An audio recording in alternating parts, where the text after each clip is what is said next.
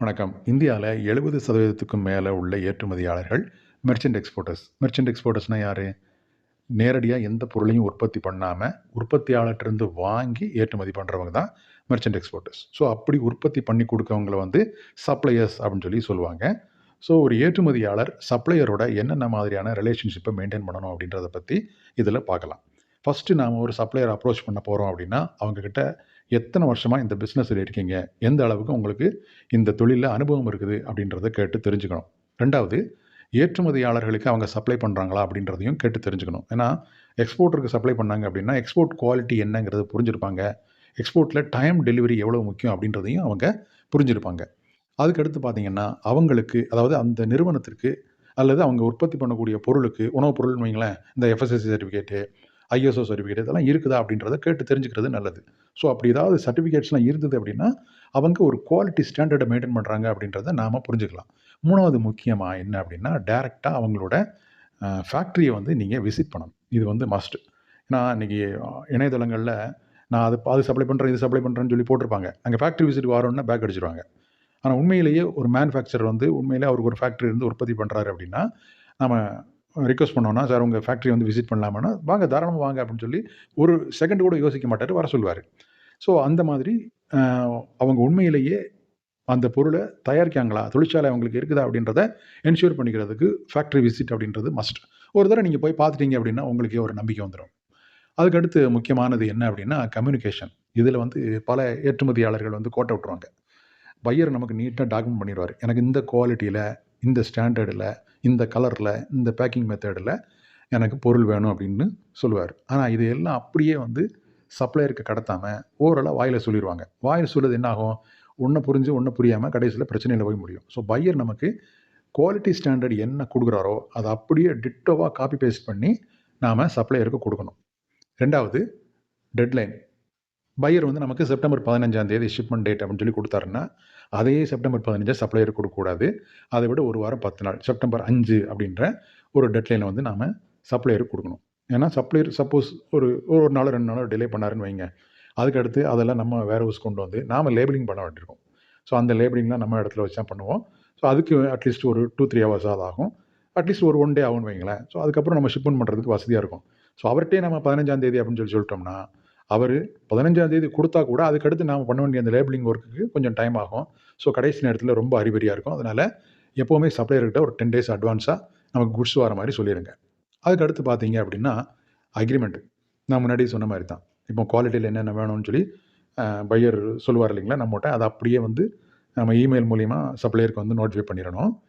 அதுக்கடுத்து அது மட்டும் இல்லாம, அதில பொருளோட விலை, பேக்கிங் மெத்தேடு, லேட்டா டெலிவரி பண்ணாங்க அப்படின்னா அதுக்கான பெனால்டி, பொருள் வந்து குவாலிட்டியா இல்ல அப்படின்னா, அதுக்கான ரிட்டர்ன் பாலிசி இது எல்லாத்தையும் மென்ஷன் பண்ணி தான் நீங்க வந்து சப்ளையர் கிட்ட வந்து புரொடக்ஷன ஸ்டார்ட் பண்ண சொல்லணும். இது எல்லாமே வந்து அவர் அக்ரி பண்ணியிருக்கணும். ஸோ அவர்ட்ட ஒரு கையெழுத்து வாங்கிக்கிறது ரொம்ப நல்லது. ஸோ இது எல்லாம் அக்ரி பண்ணிட்டோம் அப்படின்னா, நாம சேஃபா வந்து ட்ரேட் பண்ணலாம். ஸோ சப்ளையர் பண்ணக்கூடிய தவறுக்கு நாம நஷ்டம் அடைய வேண்டிய தேவையில்ல. அதனால பொருள்ல ஏதாவது தரக்குறைபாடு இருந்தது அப்படின்னா, அது முழுக்க முழுக்க சப்ளையரே வந்து பொறுப்பு அப்படிங்கிற மாரி ஆயிரும். ஸோ அதனால இதெல்லாம் ரொம்ப முக்கியமா பார்க்கணும். அதுக்கடுத்து பேமெண்ட் டெர்ம்ஸ். சப்ளையர் எப்பவுமே பார்த்தீங்க அப்படின்னா, "காச வச்சுட்டு பொருள எடுத்துட்டு போ" அப்படின்னு சொல்லி சொல்லுவாங்க. ஸோ இந்த மாதிரி ஒரு புது சப்ளையர்ட்ட போம்போது எடுத்த உடனே 100% வந்து காசு குடுக்கவே கூடாது. அதில ரொம்ப ஸ்ட்ரிக்ட்டா நீங்க வந்து பேசணும். ஒரு 20 இல்ல 25 ஒரு 30% வரைக்கும் நீங்க அட்வான்ஸ் குடுக்கலாம். அது மட்டும் இல்லாம, அது அப்பப்போ வந்து போயி உங்க புரொடக்ஷன் எப்படி போயிட்டுருக்கு அப்படின்றத செக் பண்ணணும். அதுக்கு அடுத்து பார்த்தீங்க அப்படின்னா, குட்ஸ் ரெடி ஆனதுக்கப்புறம் பேலன்ஸ் குடுக்க மாரி, பேலன்ஸும் ஃபுல்லா குடுக்காம ஒரு 70% குடுக்காம, அதுக்கடுத்து ஒரு 35% குடுத்து, அதுக்கடுத்து ஒரு 35% குடுக்க மாரி நீங்க வந்து பேசிக்கிறது வந்து ரொம்ப நல்லது. குட்ஸ்லாம் எடுத்ததுக்கப்புறம், ஷிப்மெண்ட் பண்ணதுக்கப்புறம் ஒரு 35% அப்படின்னு சொல்லி பேசுனீங்கன்னா ரொம்ப நல்லது. ஆனா இது முழுக்க முழுக்க நெகோசியேஷன்ல தான் இருக்குது. Over a period of time நீங்க நல்ல பிசினஸ் பண்றீங்க. உங்கட்டருந்து பணம் பிரச்சனை இல்லாம வந்துரும்னு சொல்லி சப்ளையருக்கு நம்பிக்கை வந்துருச்சுன்னு வைங்க, நம்ம ஆர்டர் மட்டும் குடுத்தா போதும். அவங்க கிரெடிட்டுக்கே வந்து நமக்கு சப்ளை பண்ண தயாரா இருப்பாங்க.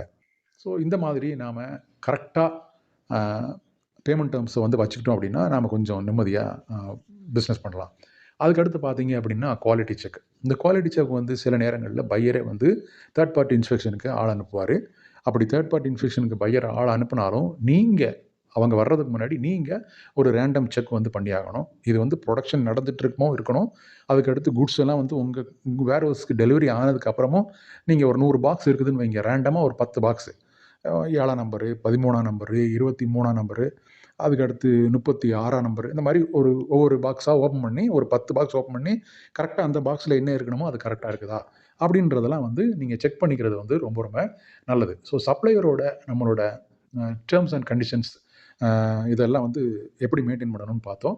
இந்த உறவை மேம்படுத்துறதுக்கு நாம் என்ன பண்ணணும் அப்படின்னா, சப்ளையருக்கு சரியான நேரத்தில் சொன்ன டேட்டில் பணத்தை கொடுத்துட்டோம் அப்படின்னு வைங்க, அடுத்தடுத்த ஆர்டரில் அவர் வந்து ரொம்ப ரொம்ப நம்மளோட ரொம்ப க்ளோஸாக இருப்பார்.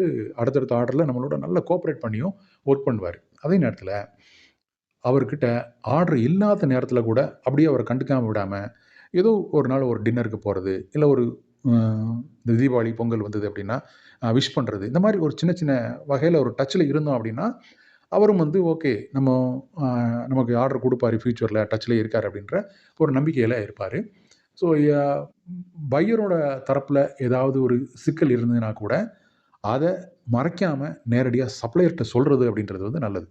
இப்போ உங்கள் ப்ராடக்ட்லாம் போயிருக்கோம், உங்களுக்கு ரிஜெக்ஷன் ஒன்றும் இருக்காது. ஆனால் பையர் சில அப்டேட்லாம் சொல்லுவார், இதில் இந்த மாதிரி சின்ன சின்ன பிரச்சனை இருக்குது அப்படிங்கிற மாதிரி சொல்லுவார். ஸோ அதுக்கு பையர் உங்களுக்கு பெனால்ட்டிலாம் போட மாட்டார். ஆனால் கூட அவர் சொன்னதை நாம் எதுக்கு தேவையில்லாமல் இவர்கிட்ட சொல்லணும்னு நினைக்காம சப்ளையர்கிட்ட அதை சொல்லிட்டோம் அப்படின்னா, ஃப்யூச்சரில் அந்த சின்ன சின்ன மிஸ்டேக் கூட வராமல் அவர் நமக்கு ப்ரொடக்ஷன் பண்ணி கொடுப்பார். ஸோ அதனால் பையர்கிட்டருந்து நமக்கு வரக்கூடிய கமெண்ட்ஸ் அது பாசிட்டிவாக இருந்தாலும் சரி, நெகட்டிவாக இருந்தாலும் சரி, அதை அப்படியே வந்து சப்ளையருக்கு பாஸ் பண்ணுறது அப்படின்றது ரொம்ப ரொம்ப நல்லது.